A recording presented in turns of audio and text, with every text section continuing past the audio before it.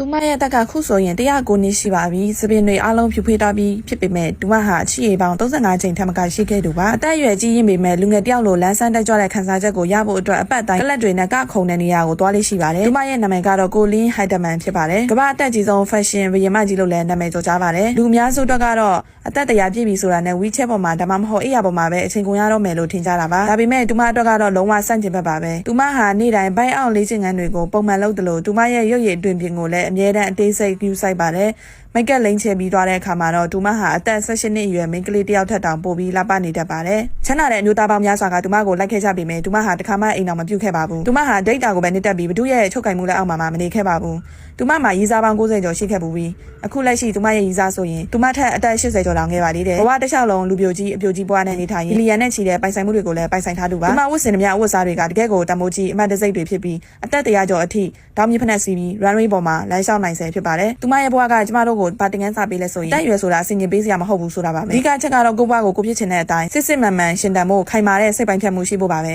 ။ကဲတင်ကောအသက်109နှစ်မှာဒီလိုမျိုးလန်းလန်းဆန်းဆန်းနေနိုင်ဦးမယ်လို့ထင်လား။